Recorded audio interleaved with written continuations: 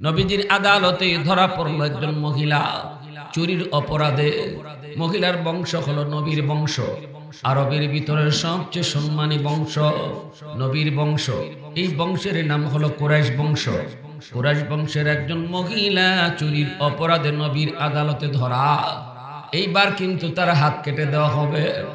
সাহাবায়ে কেরাম তারা চিন্তায় পড়ে গেলেন, মহিলাটার বংশ হলো নবীর বংশ, যদি তার হাত কেটে দেওয়া হয় তাহলে নবীর বংশের ইজ্জত যায়।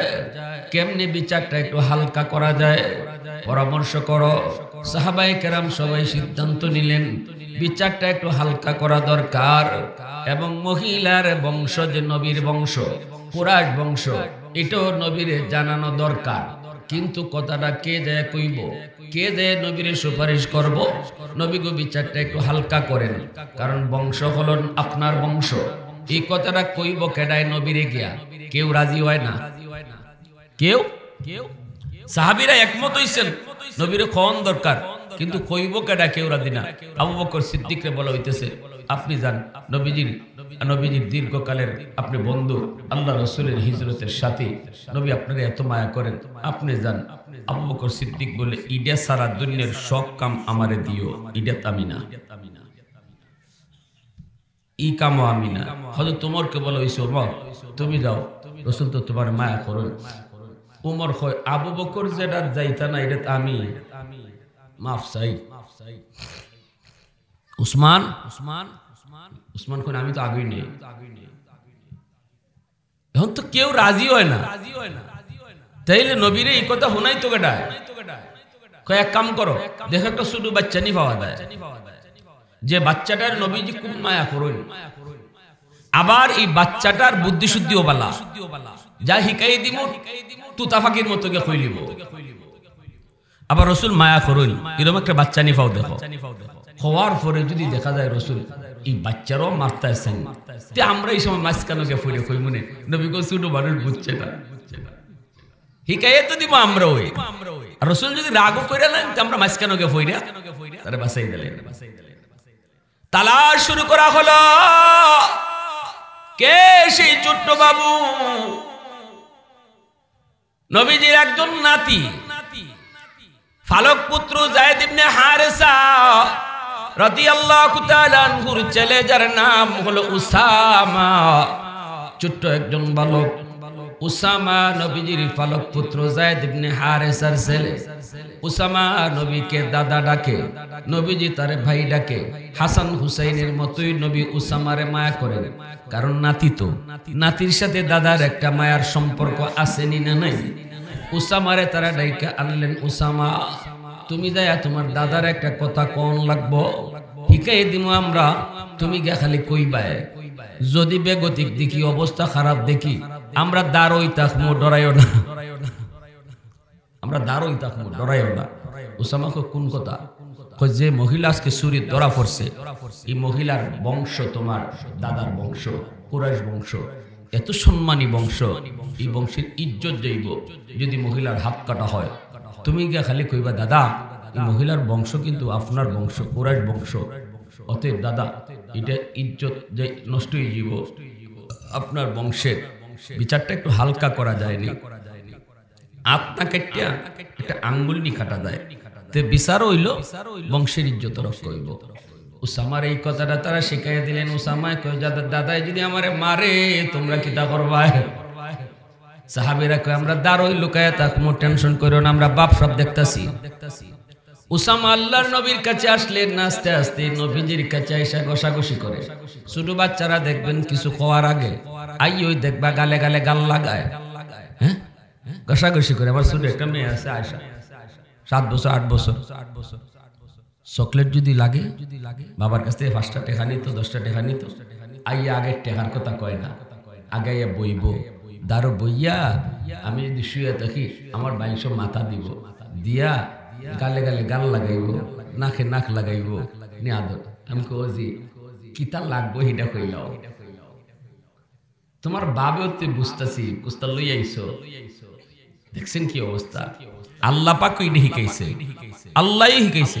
হুট করে চাইলি তাই না, চাইবার আগে মায়া লাগাও, আল্লাহ কয় ইহদিনাস সিরাতাল মুস্তাকিম, আগে কইও না, আগে কও আলহামদুলিল্লাহি রাব্বিল আলামিন আর রহমানির রহিম মালিক ইয়াউমিদ্দিন ইয়্যাকা না'বুদু ওয়া ইয়্যাকা নাস্তাঈন। এইভাবে আমি আল্লাহর খালি প্রশংসা করো। আমার সাথে আগে বাউ লাগাও, সুবহানাল্লাহ জোরে কও। আগে আমার সাথে বাপ লাগাও, বাপ লাগানির পরে কও কিতা চাও, তখন আমি আল্লাহ খুশি হয়ে দিলাম। ঠিক না নি? এটাই তো। উসামা আইছেন নবীজির কাছে, আইয়া যখন ঘষাঘষি করেন আল্লাহ নবী জিজ্ঞাসেন, ভাই উসামা ঘটনা কি, কিতা লই আইছো? দাদারে কইলাও। বলে দাদা একটা কথা কইতাম। আল্লাহ নবী কয় কও। ডর করে, ডর করতো কেন? দাদা এরপরেও ডর লাগে। রসুল কয় কি কথা, তাড়াতাড়ি কইলাও। দাদা এই যে মহিলাটা চুরির অপরাধে ধরা পড়লো, মহিলার বংশ কোন বংশ আপনি জানেননি? নবী কয় কোন বংশ? কয় কুরাইশ বংশ। আল্লাহ নবী কত কুরাইশ বংশ হয়েছে দেখি দিছে, উসামা ডরে গেছি। কাল্লারি কুরাইশ বংশ হয়েছে তো কি হয়েছে? দাদা এত সম্মানী বংশ, আরবের সবচেয়ে সম্মানী। এই বংশের একটা নারীর হাত কাটলে বংশের ইজ্জত নষ্ট হয়, আপনারও তো ইজ্জত নষ্ট হয়। হাত না কাটতে যদি একটা আঙ্গুল কাটা যায় তাহলে বিচারও হয়, বংশের ইজ্জত রক্ষা হয়। কি কইব উসামা? নবীজি বুয়াত থেকে গোসা খারাই গেছেন, চেহারা লাল হয়ে গেছে। উসামা ডরায় গেছেন। সাহাবীরা দৌড় দিয়ে আয়া কয় ইয়া রাসূলুল্লাহ কি হইছে, কি হইছে? দেখছেন নি? আল্লাহ নবী কয় কি হইছে বরে? আগে বউ হগলতা। উসামা আজকে যে কথা আমারে শোনাইলো এটা আমার উসামার কথা না, এটা তোমরা হিকাই দিছো। আল্লাহ নবী কি এমনি নি বুঝে লেছেন? কোন এটা আমার উসামার কথা না, এটা তোমরা হিকাই দিছো। এই সাহাবীরে শোনো, তাহলে আজকে ভালো করে শোনো। আল্লাহ আমারে দুনিয়াতে পাঠাইছে ইনসাফ কায়েম করার জন্য। আল্লাহু আকবার। ইনসাফ কায়েমের জন্য আমি নবী দুনিয়ায় আইছি। সাবধান, একটু ভালো করে শোনো। অপরাধীর পরিচয় শুধু একটাই হবে, সে অপরাধী। চোরের পরিচয় শুধু সে চোর, ডাকাতের পরিচয় সে ডাকাত, সন্ত্রাসীর পরিচয় সে সন্ত্রাসী, খুনির পরিচয় সে খুনি। কার ভাই কার ভাতিজা, কোন গোষ্ঠীর কোন বংশের, এটা কোনো অপরাধীর পরিচয় নয়। অতএব ভালো করে শুনে রাখো, শুধু আমার বংশের কোন নারী না গো, যদি আমার কলিজার টুকরা মেয়ে ফাতেমা আজকে চুরির অপরাধে আমার আদালতে ধরা পড়তো, আমি নবী তার হাত কেটে দিতাম।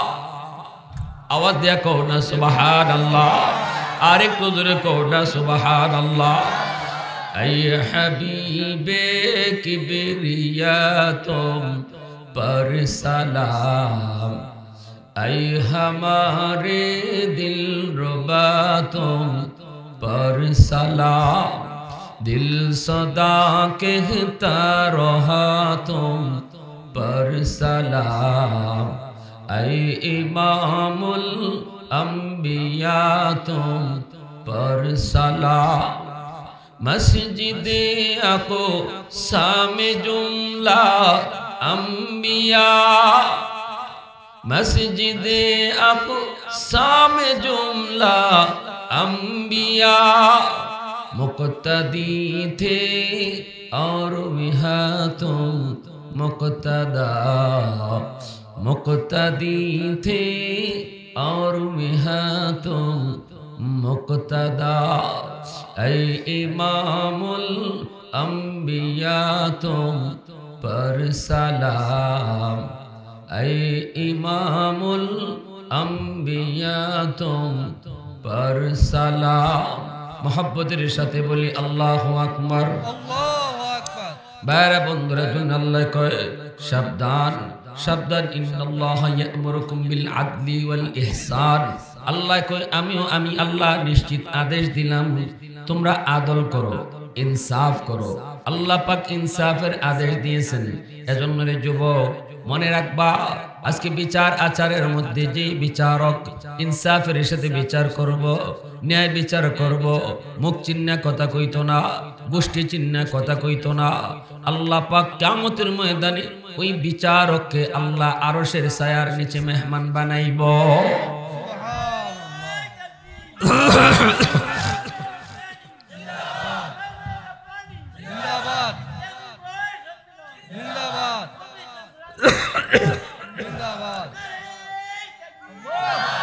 সবাইকে আল্লাহ বিচার করার মতো জ্ঞান দেয় না।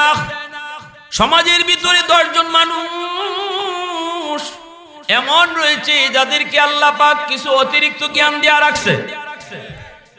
এই অতিরিক্ত জ্ঞানটা আল্লাহর পক্ষ থেকে অতিরিক্ত নিয়ামত। অতিরিক্ত নিয়ামতের হিসাবটা আল্লাহ আলাদা নিব। এজন্যই সাধারণ মানুষের বিচার হবে আল্লাহর আদালতে একবার, বিচারকদের বিচার হইব 2 বার। কয়বার হইব? সাধারণ মানুষ হিসাবে হবে এক বিচার, আরেকটা হবে বিচারক হিসাবে হবে আরেক বিচার। কেমনে তুমি বিচার করেছো? টাকা খায়া বিচার করছো নাকি? এটা আল্লাহর কাছে হিসাব দেওয়া লাগবো। আমাদের সমাজে তো এমনও কিছু মানুষ আছে 500 টাকা দিলে বিচারের রায় ঘুরাইলায় আসেনি না? এক জায়গা তো আজ করছে কে 500 টাকা ফাতার বিড়ি খাওয়াইলো ঘুরে যায়। এমন খাটাসের খাটাস টেহাসারা বুঝেই না। বেটাই দিছে 500, কালকে বিচার ফয়েন ধরাইতো, হে ফয়েন না ধরে উল্টা মারে। কয় চাচা ফাঁসে, কয় কি করবো তোর ফাঁসে? ঠেলায় নেগা 10। তুই যখন দিয়া গেছো রাতের বেলা 500, আমারে এরপরে লই আইছে 1000। আমি ফাঁসের কথা কইব না, 10-এর কথা কইব। এই হলো আমাদের সমাজের চিত্র, যার কারণে আজকে সমাজে এত জুলুম, সমাজটা এতটা নষ্ট। আল্লাহর নবী তার হাদিস শরীফের ভিতরে বলেছেন, আল্লাহ পাক রব্বুল আলামিন অতীতের বহু জাতিকে আল্লাহ পাক এই জুলুমের কারণে পুরা জাতি ধ্বংস করে দিছে। আমার গোষ্ঠীর লোক হইলে, আমার দলের লোক হইলে একরকম বিচার, আরেক দলের লোক হইলে আরেক রকম বিচার। নিজের দলের লোকে যদি খুন করে এরে সেই পেরালায়, আর আরেক দলের লোক যদি খুন হয় তাও কয় আমি কি বেড পাহারা দিমু, আমি কি বিছনা পাহারা দিমু, আমার পুলিশে কি বিছনা পাহারা দিব? নিজের দলে কুত্তা মরে গেলি গিয়ে কয় দর, আর আরেক দলের নেতা মরে গেছে গিয়া রাতের আধারে সাংবাদিক খুন হয়ে গেছে গিয়া। কেন খুন হইল জিগাইলে কয় আমার পুলিশে কি বিছনা পাহারা দিব? নাউজুবিল্লাহ। ঠিক না? তো বোঝা গেল কি পরিমাণ জুলুম, কি পরিমাণ দুইচোখ, কি পরিমাণ অবিচার ছিল। আল্লাহ রাসূল কয় অতীতের বহু জাতির আল্লাহ ধ্বংস করে দিয়েছে, একজন দুজন না, পুরো জাতির আল্লাহ ধ্বংস করে দিয়েছে। আল্লাহ সব বরদাস্ত করতে পারে, কিন্তু জুলুম আল্লাহ বরদাস্ত করতে পারে না। জুলুম আল্লাহ বরদাস্ত, তোমার পাওয়ার আছে, শক্তি আছে বিদায় দুর্বলের উপরে তুমি জুলুম করছো, আল্লাহ এটা বরদাস্ত করতে পারে না। মদিনা শরীফ থেকে 300 মাইল দূর এক যুবক মদিনায় আসতেছে, উটির পিঠে সওয়ার। খলিফাতুল মুসলিমিন হযরত ওমর ফারুক রাদিয়াল্লাহু তাআলা আনহু জামানার ঘটনা বলতেছি। একটা ঘটনা কই আমার বয়ান শেষ, একটু মন দিয়ে শুনেন। বয়ান ঘটনাটা অত্যন্ত হৃদয় বিদারক। এই ঘটনা থেকে আমরা আমাদের আজকের আলোচনার সারমর্ম নিয়ে আইব। ঘটনাটা হলো যুবক উটির পিঠে সওয়ার হইয়া মদিনায় আসবে। মদিনার পাশেই হলো একটা খেজুর বাগান।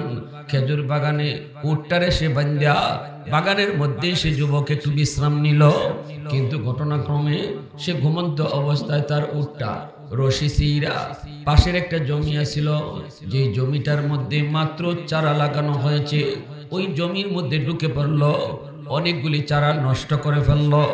বাগানের মালিক, জমির মালিক বিকাল বেলা যখন আসছে তার জমি দেখার জন্য, আইসা দেখে জমিটা একদম শেষ, জমিটারে শেষ করে ফেলছে। প্রচন্ড দুপুরের টাইম, তখন প্রচন্ড দুপুরের টাইম, সূর্যের তাপ, এজন্যই যুবক গাছের নিচে একটু আশ্রয় নিয়েছে। বুড়া মানুষ জমির মালিক দেখলো উটটাই তার চারাগুলা নষ্ট করে ফেলেছে। স্বাভাবিকভাবে জমির মালিকের খারাপ লাগবে, ঠিক না? নিজের এখন আপনি খালি একটা জমির মধ্যে খালি চারা লাগাইছেন, খালি ধান লাগাইছেন, আরেকজনের গরু গিয়ে সব খাইয়া ফেলছে, মন খারাপ ওই বনি না হইতো না? এই দৃশ্যটা দেখা মনের ভিতরে বড় কষ্ট। একটা পাথরের টুকরা হাতে নিয়ে উটির দিকে মারল, ঘটনাক্রমে উটের মাথার মধ্যে এসে পাথরের টুকরাটা পড়ছে, উটের মাথাটা ফেটে গেল, প্রচন্ড রক্ত ফিনকে দিয়ে রক্ত বের হতে লাগলো। অল্প সময়ের ভিতরে রক্ত শূন্য হয়ে উটটা মারা গেল। এইবার বুড়া মানুষটা মনে মনে কয়, হায় রে, আমি তো উটটা মেরেই ফেললাম, কার জানি উটটায় আমার ক্ষতি করছে ঠিক, কিন্তু মেরে ফেলার জন্য আমি তো ঢিল মারি নেই, উটটা তো মরে গেল। হ্যাঁ, আমি তো অনেক বড় অন্যায় করেছি। যুবকের এই দিকে ঘুম ভাঙছে, দেখে তার উট নাই। খুঁজতে খুঁজতে এসে দেখে উটের লাশ, পাশে একজন বুড়া মানুষ উটটা রেখে মারছে। মানুষটা কয়, বাজান, আমি মারবার নিয়তে ঢিল মারি নেই, মরে গেছে অ্যাক্সিডেন্ট, আমি কিন্তু হত্যা করার নিয়তে মারি নাই, দেখো আমার জমিটার কি হালত। এই কথা বলতে যুবকের উঠছে গুসা, যুবকে মারছে একটা ঘুষি। হে ঘুষি মারতে লোকটা পিছনে পড়ে গেছে। বুড়া মানুষ মাথাটা পড়েছে পাথরের মধ্যে। এই পাথরে মাথাটা পড়া মাত্রই বুড়া মানুষটার মাথাটা ফেটে গেল, প্রচন্ড রক্ত ফিনকে দেয়া রক্ত বের হলে এই মানুষটাও রক্ত শূন্য হইয়া যুবকের সামনেই মারা গেল। ইন্নালিল্লাহ। এখন তো যুবক বড় চিন্তায়, হায় আমার উট মারছে, কিন্তু আমি তো মানুষ খুন করে লিছি, ঠিক না নি? আমি তো মানুষ খুন করে ফেলেছি, আমি তো বড় অন্যায় করেছি। হায় রে, আমি তো ইচ্ছা করে মারি নেই, কিন্তু খুন তো হয়ে গেছে। এইবার যুবকের ভিতরে চিন্তা আসলো, কি করব? আমি যদি এখান থেকে চলে যাই, আমার কেউ পাবে না, খুনিকে কেউ ধরতে পারবে না, কারণ এখানে কেউ ছিল না, কেউ দেখে নাই। কিন্তু যুবকের মন কই, যুবক বল, তুই যে খুন করছ কেউ না দেখলেও দেখছেন কি? আওয়াজ দিয়া, এর নামই তাকওয়া, এটার নামই খোদার ভয়। তুই না, মানুষ না দেখলেও দেখছেন কে? যুবকের ভিতরে ভয়, কেউ না দেখলেও দেখেন আমার আল্লাহ। আমি খুন করেছি, কেউ দেখে নাই, দেখছেন আমার আল্লাহ। হায়, আমি আল্লাহর আদালতে জবাব দিব কি? না না, ওমরের আদালতে আমার বিচার হোক, তবু আল্লাহর আদালতে আমি বাঁচতে চাই। আল্লাহু আকবার। ওমরের আদালতে বিচার হোক, দুনিয়ার আদালতে আমার বিচার হোক, আল্লাহর আদালতে আমি বাঁচতে চাই। ভয় দিলের ভিতরে, আল্লাহর ভয়, জাহান্নামের ভয়। যুবক লাশের পাশে দাঁড়ায় রইল। সন্ধ্যার সময় এই বুড়া মানুষটার খুঁজে তার দুইটা ছেলে আসছে জমিতে। আইসা দেখে বাবার লাশ, লাশের পাশে একটা যুবক বসা। আমাদের আব্বারে কে মারল? যুবক কয়, ভাই রে, আমি ইচ্ছা করে মারি নেই, এমনে এমনে ঘটনা। দুই সন্তানে কয়, এত কিছু বুঝি না, তুমি আমার আব্বারে খুন করছো কেন? যুবক বলতেছে, ভাই শোন, আমারে তোমরা ধইরা ওমরের আদালতে নিয়ে চলো, খলিফাতুল মুসলিমিন আমিরুল মুমিনিন ওমর ফারুকের আদালতে নিয়ে চলো। আমি এখান থেকে ভাগতে পারতাম, আমি যদি ভাগতাম কেউ তোমরা আমারে পাইতা না, কিন্তু অন্তরে আল্লাহর ভয় আমারে ভাগতে দিল না। वहदत की हिफाजत नहीं बेकुवत बाजू, वहदत की हिफाजत नहीं बेकुवत बाजू, आती नहीं कुछ कामी हक़ खुदा दाद। ऐ मर्द खुदा तुझको कुव्वत नहीं हासिल, जा बैठ किसी गार में अल्लाह को कर याद, जा बैठ किसी गार में अल्लाह का करिया।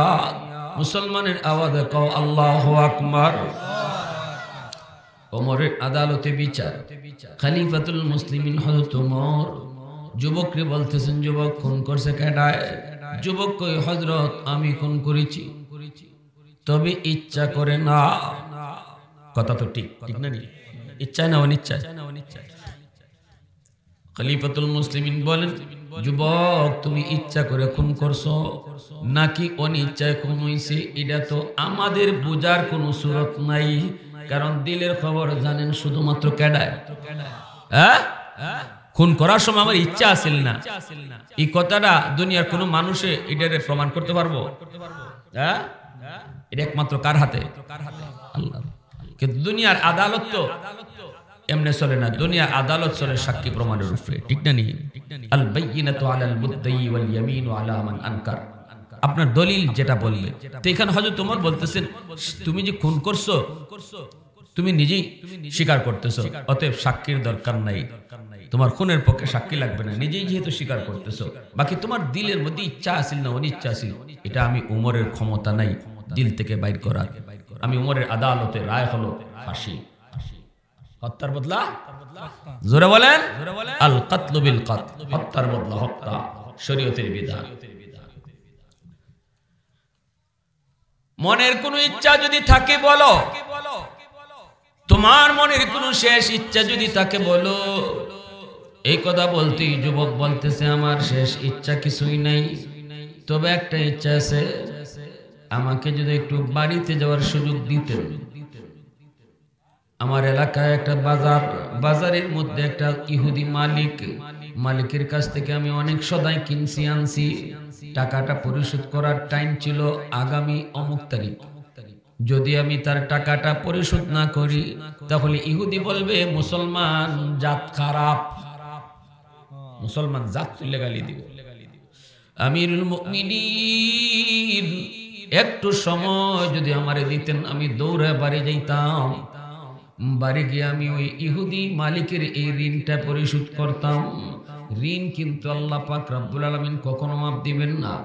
ভালো করে মনে রাখবেন, শহীদের সব গুনাহ আল্লাহ মাফ করে দিব, কিন্তু ইল্লাদ দাইন, যদি কোনো মানুষের হক নষ্ট করে থাকে শহীদকে আল্লাহ পাক এটা কিন্তু শহীদরও মাফ দিব না। সুবহানাল্লাহ। এজন্য মানুষের কোনো মামলা নিয়ে কবরে যায় না, বুদ্ধিমান কখনো মানুষের মামলা নিয়ে কবরে যায় না। মানুষের ঋণ থাকলে এটা পরিশোধ করে, ঋণ সহজে করে না। কাউরে কষ্ট দিলে মাপ চায়, কারো উপরে জুলুম করলে মাপ চাইলায়। মানুষের মামলা নিয়ে কবরে যায় না, বুদ্ধিমান এই কাম করে না। যুবক এই কথা বলতে আমিরুল মুমিনিন বলেন, যুবক কেমন করে তোমারে আমি বাড়ি দিব, কোন ভরসায় তোমারে বাড়ি ফাটাইমু? তুমি বাড়িতে গেলে পরে আবার ফেরত যাইবা, এর কোনো গ্যারান্টি আসেনি? ফাঁসির আসামি বাড়ির যাওয়ার পরে আবার ফেরত আইব, কোনো গ্যারান্টি আছে? আবার তোমার সাথে যে আমি অনেক সাহাবীদের জামাত দিয়ে দিব, এটাও সুযোগ নাই। জিহাদ চলছে বিভিন্ন জায়গায়, মুজাহিদরা জিহাদের ময়দানে, তোমার সামনে সাথে বেশি লোকও দেওয়া সম্ভব না। তবে আমি একটা পরামর্শ দেই, যদি মদিনায় তোমার কোনো আত্মীয় কেউ থাকে, তোমার পক্ষ থেকে জামিন হয়, তাহলে তোমার এই সুযোগটা দেয়া যাবে। যেহেতু মুসলমান জাত তুল্য গালি দিতে পারে ইহুদি, কথাটা ঠিক। তোমার জামিন যদি কেউ হয়, আমি তোমারে সুযোগ দেব। যুবক বলতেছে আমিরুল মুমিনিন, মদিনায় আমার আত্মীয় স্বজন আপনজন বন্ধু বান্ধব কেউ নাই, মদিনায় আমার পক্ষে জামিন হওয়ার মতো কেউ নাই, কারণ কেউ আমার আপন নাই। অতএব এই প্রস্তাব দিল আমি পারবো না, আমারে আপনি ফাঁসিতে ঝুলাই দেন, কি করব? আর তো কোনো অপশন নাই। আমিরুল মুমিনিন হযরত ওমর জল্লাদের ঘোষণা দিয়ে দিলেন, জল্লাদ যাও, তারে তুমি ফাঁসিতে ঝুলাও। জল্লাদ আগাইতেছে, যুবককে নিয়ে রশিতে লাগাই দিবে। ওই অবস্থায় হাউজের ভিতর থেকে নবীর একজন সাহাবী হাত উঠে ডাক দিয়ে কই, জল্লাদ থামো, রশি লাগাও না, আমি আমার ভাইয়ের পক্ষ থেকে জামিন হইলাম। আল্লাহু আকবার। সাহাবীরা মদিনার মানুষ সবাই তাকায় দেখে, যিনি জামিন হওয়ার ঘোষণা দিয়েছেন তিনি আর কেউ নন, তিনি আমার মায়ার নবীর বড় মায়ার সাহাবী, যার নাম হলো আবু যর গিফারি রাদিয়াল্লাহু আনহু। হযরতে আবু যর গিফারি খাদেমে খায়রুল বাশার, হযরতে আবু যর গিফারি খাদেমে খায়রুল বাশার, खिदमतों में जिंदगी भर न बनाया अपना घर, खिदमतों में जिंदगी भर न बनाया अपना घर। সাহাবীরা সবাই দেখলেন আমিরুল মুমিনিন হযরত ওমর ডাক দিয়ে কয়, আবু যর, এটা তুমি কেমনে তুমি কথাটা কইলা? কেমনে তুমি তার পক্ষ থেকে জামিন হইবা? তুমি কি তারে চিনো নাকি? সে তোমার কোনো রক্তের নাকি? সে তোমার কোনো আত্মীয় নাকি? কেন তুমি তার পক্ষে জামিন হইবা? যদি সে না আসে তাহলে কিন্তু তোমাকে ফাঁসিতে ঝোলানো হবে। এ আবু যর, একটু বুঝে শুনে তুমি জামিন খাও, সে তো তোমার আত্মীয় না। আবু যর গিফারি কয়, খলিফাতুল মুসলিমিন, আমিরুল মুমিনিন, যদিও আমার এই ভাইয়ের সাথে আমার রক্তের কোনো সম্পর্ক নাই, কিন্তু তার সাথে আমার একটা সম্পর্ক আছে, যেই সম্পর্কটা রক্তের চেয়েও আরো গভীর। সেই সম্পর্কের নাম হলো ঈমানের সম্পর্ক। সে আমার মুসলমান ভাই, তার সাথে আমার সম্পর্ক হলো ঈমানের সম্পর্ক। আল মুসলিম আকুল মুসলিম, মুসলমান মুসলমানের ভাই, এটা আমার নবীর কথা। মুসলমানের সম্পর্ক তৈরি হয় ঈমানের দ্বারা, রক্তের দ্বারা নয়। এজন্যই তো নূহ নবীর সন্তান রক্তের সন্তান, ঈমান নাই, এজন্য আল্লাহ কই লাইসা মিন আহলি, সে তোমার পরিবার না। ঈমান না থাকার কারণে রক্তের ছেলেকে আল্লাহ ছেলে কইতে না করে, তাহলে আল্লাহ বুঝাইয়া দিল মুসলমানের পরিবার হবে ঈমানের দ্বারা। আওয়াজ দিয়া বলো ঠিক কিনা? অতএব আবু যর গিফারি বলে, খলিফাতুল মুসলিমিন, নবীর জবানে শুনেছি মুসলমান মুসলমানের ভাই, অতএব তার সাথে আমার রক্তের সম্পর্ক নাই, ঈমানের সম্পর্ক রয়েছে। আমি আমার ভাইয়ের পক্ষে জামিন হইলাম। এই কথা বলা মাত্রই খলিফাতুল মুসলিমিন উমর কয়, যুবক যাও, তোমার সুযোগ দেওয়া হলো, আগামী শুক্রবার জুম্মার আজানের আগে আগে মদিনায় পৌঁছবা। যুবককে দ্রুত গামী একটা ঘোড়া দিয়া পাঠানো হলো। যুবক চলে গেল বাড়িতে দ্রুত, যাইয়া সে কর্জা ঋণ পরিশোধ করলো। একমাত্র মায়ের সন্তান, একমাত্র বাবার সন্তান, মারে বাবারে দেয় কইতেছে, মা জীবনের জন্য মাপ দিয়ে দাও, বিদায় দিয়ে দাও, বাবা বিদায় দাও, বিদায় দাও, আর কোনোদিন সন্তান ফিরে আসবে না, মা গো তুমি আমার মাফ করে দাও। মায় কান্দে, বাবায় কান্দে, বাদান কি হয়েছে? মা তোমার ছেলে আজকে ওমরের আদালতে খুনি, কিন্তু মা গো বিশ্বাস করো আমি ইচ্ছা করে খুন করি নাই, তোমার ছেলে ইচ্ছা করে কাউরে খুন করতেও পারে না, আমি না তোমার ছেলে গো মা, কিন্তু রায় হয়ে গেছে আদালতে ফাঁসি, মা গো বিদায় দাও, বিদায় দাও। মারে বাবারে কান্দায়া জীবনের শেষ বিদায়টা নিয়ে যুবক রওনা দিছে, কিন্তু রাস্তার মাঝখানে ঘোড়ার জিন পুষ্টা ভেঙে গেছে, এজন্য আরেকটা ঘোড়ার অপেক্ষা করতে যায় সময় লেগে গেল। এইদিকে জুম্মার আজান হয়ে গেছে মদিনায়, কিন্তু যুবক এখনো মদিনায় ফিরে নাই। মদিনার মানুষ সবাই যার যার ঘর থেকে বের হয়ে গেছে, জুম্মার আজান হয়ে গেল, খুনি এখনো মদিনায় পৌঁছলো না। আবু যর গিফারিকে জুম্মার পরেই আনা হবে, অথচ আবু যর গিফারি মদিনার মানুষের বড় কলিজার মানুষ, বড় মায়ার, বড় কলিজার। জুম্মার আজানের পর নামাজ হলো, যুবক এখনো আসে না। এইবার আল্লাহ নবী পাঠায় দিলেন পুলিশকে, যাও আবু যরকে নিয়ে আসো। আবু যর গিফারিকে ঘর থেকে আনা হলো, সবাই কান্দে, মদিনায় কান্নার রোল, কিন্তু আবু যর গিফারির চোখে পানি নেই, তিনি তো মনের মধ্যে তখনও আনন্দ। আল্লাহর নবীর সাহাবী আবু যর চলে আসতেছেন মদিনার আদালতে, মদিনার মানুষ সবাই কান্দে। আল্লাহর নবীর সাহাবী উমর ডাক দিয়া বলতেছেন, যাও জল্লাদরে নিয়ে তুলো, ফাঁসিতে ফাঁসিতে নিয়ে তুলো আবু যরকে।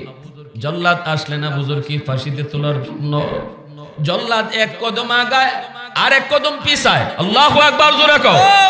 হযরত উমরের চোখ দিয়েও পানি, মদিনার মানুষের চোখ দিয়েও পানি, সবার ভিতরে কান্নার রুল। আদালত প্রাঙ্গণ কান্নার রুল পড়ে গেল। একজন খুনির কারণে আজকে আবু যর গিফারি ফাঁসিতে ঝুলবে, মদিনার মানুষ মানতে পারে না।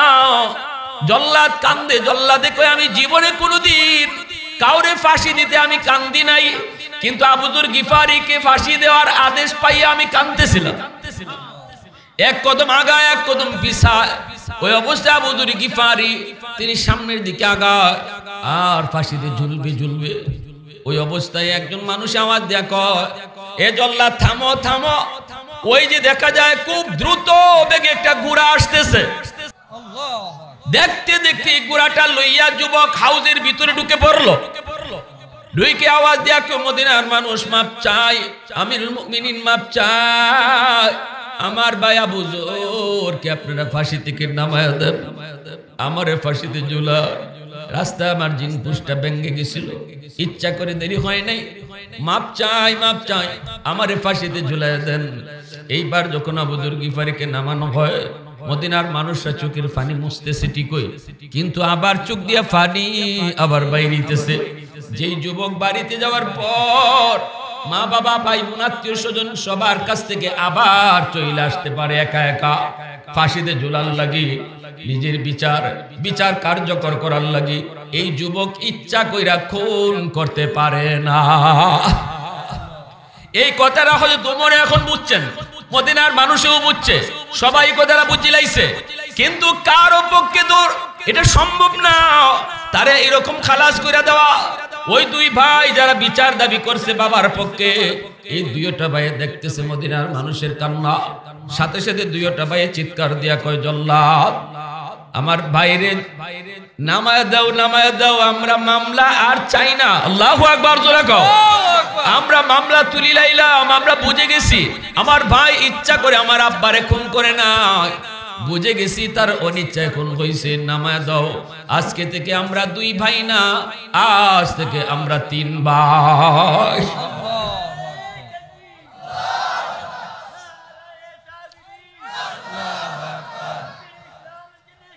জিন্দাবাদ জিন্দাবাদ, ঘরে জানো, ঘরে ঘরে জানো।